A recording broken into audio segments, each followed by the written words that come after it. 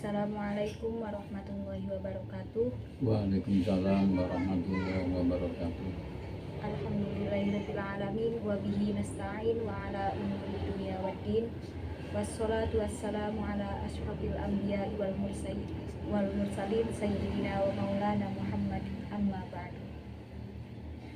Perkenalkan, saya Naurutuni Hajah, salah satu mahasiswa dari Universitas UI Bunga Bangsa Cirebon. Tujuan saya ingin membuat video ini untuk memenuhi tugas ujian akhir semester mata kuliah Masail Fikih yang diampu oleh Bapak Kiai Haji Abdul Hayy Imam. Di samping saya ada narasumber, yaitu Bapak Ustadz Qurtubi sebagai Ketua MUI Kelurahan Kenanga. Langsung saja saya akan bertanya kepada Bapak Ustadz Qurtubi, yaitu tentang Masail Fikih. Masail fikih sering tidak hanya membahas persoalan fikih, hukum, dan ibadah, namun meliputi pula persoalan akidah dan akhlak. Pada era milenial sekarang ini, akibat dampak media sosial bisa mempengaruhi kehidupan keberagaman. Mohon arahan Bapak, bagaimana kita bersikap adanya pergeseran keberagaman dalam persoalan hukum dan ibadah, akidah dan akhlak tersebut. Dalam pergeseran hukum, akidah dan akhlak, kita sebagai Muslim itu adalah orang yang berserah diri pada ketentuan hukum Allah Subhanahu wa Ta'ala yang kita yakini.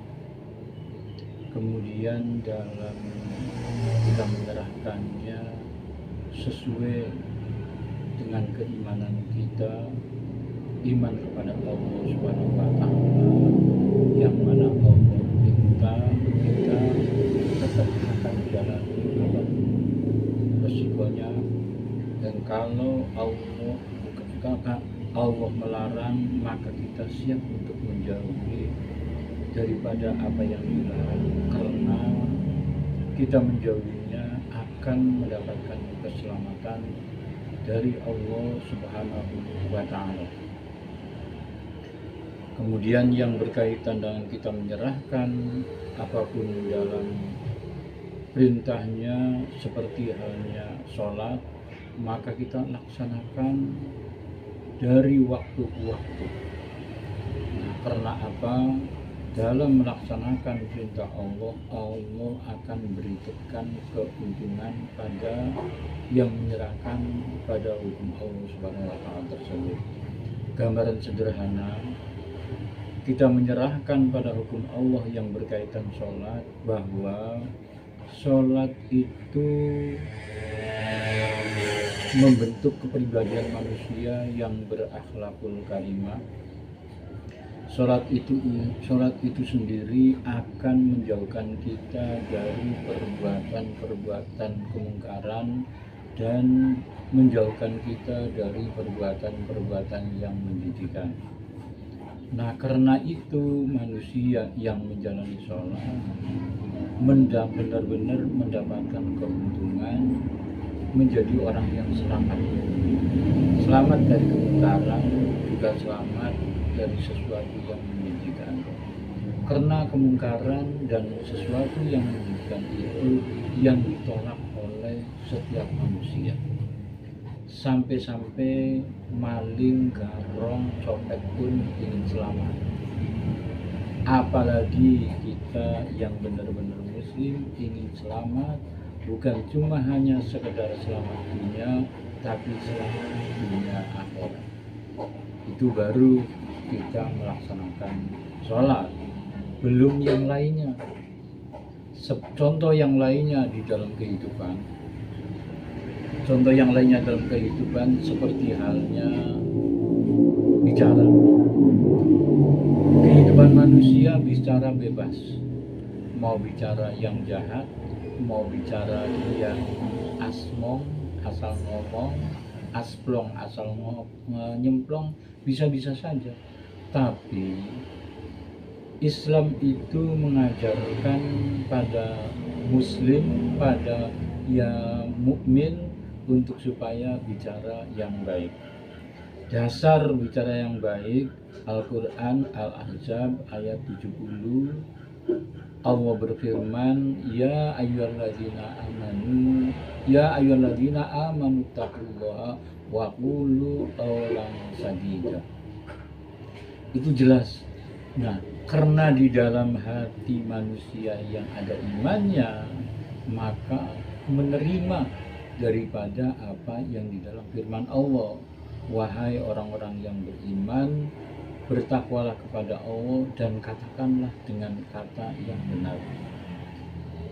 Di dalam implementasinya atau praktek dalam kehidupan, manakala orang itu mengatakan kata-kata yang benar, pasti diterima. Sebaliknya, kalau orang tersebut mengatakan dengan kata-kata yang bohong, kata-kata yang dusta, pasti ditolak. Bahkan orang yang mengatakan kata dusta atau kata yang bohong bisa dicap si pembohong, malu. Nah itu, jadi dalam sebagai muslim yang menyerahkan diri pada aturan Allah Subhanahu wa Ta'ala, ada dasar iman, kemudian mengatakan dengan kata yang bagus. Kata yang bagusnya menurut Islam adalah disebut ihsan.